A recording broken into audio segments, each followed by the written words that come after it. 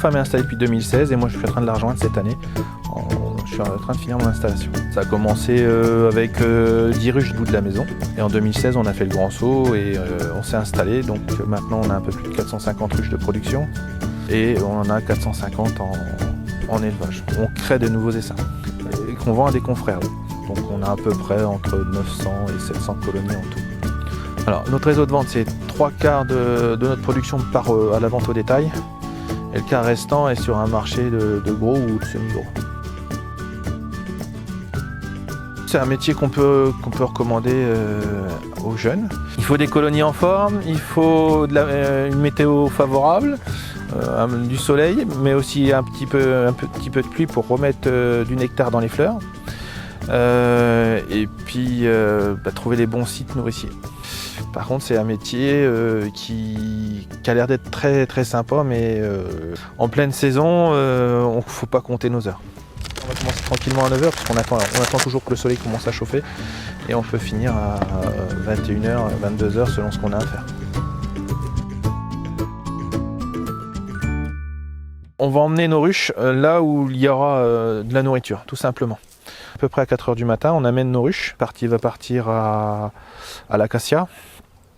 Une autre partie reste en argonne pour les miels toutes fleurs. Donc après l'acacia et les toutes fleurs, on commence à diviser nos ruchers en deux. Donc on a une partie qui reste en argonne pour les miels de cru, tout ce qui va être miel de forêt et miel de tilleul.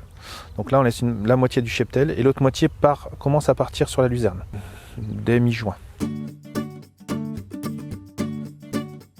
Donc en Champagne, on a deux mielets principales, on a le colza et la luzerne. Sachant qu'entre le colza et la luzerne, on a un creux. Si on n'avait pas la luzerne, en fin de saison, on ferait très peu de miel en Champagne. Là, je suis chez un agriculteur avec qui on travaille depuis maintenant 4 ans.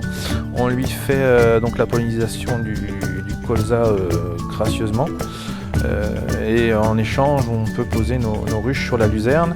Donc après, j'ai d'autres partenariats avec d'autres agriculteurs où on dépose nos ruches courant mi-juin, début juillet. Et elles vont rester sur la luzerne alors ça va dépendre des années, généralement elles restent jusqu'au 15 septembre et des très belles années elles peuvent rester jusqu'au début octobre. Alors le miel de luzerne, c'est un miel qui ressemble à de la confiserie, c'est un miel très doux.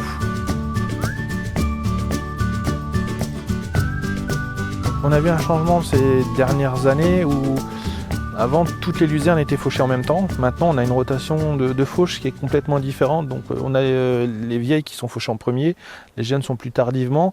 Et la rotation dure jusque début août où là à partir de la dernière coupe tout le monde est fauché ensemble. Donc cette rotation là nous permet d'avoir quand même de la fleur, on va pas dire en continu, on a des petits creux mais quasiment en continu.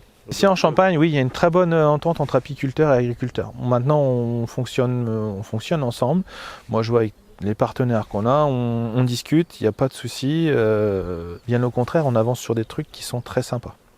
Par exemple, la luzerne qui est là, elle va être fauchée qu'à moitié. Ah. Voilà. L'agriculteur qui est là va nous la faucher à moitié pour laisser justement un bol alimentaire pour les abeilles en permanence. Donc ça, c'est un accord qu'on a entre nous. C'est des essais, donc voilà.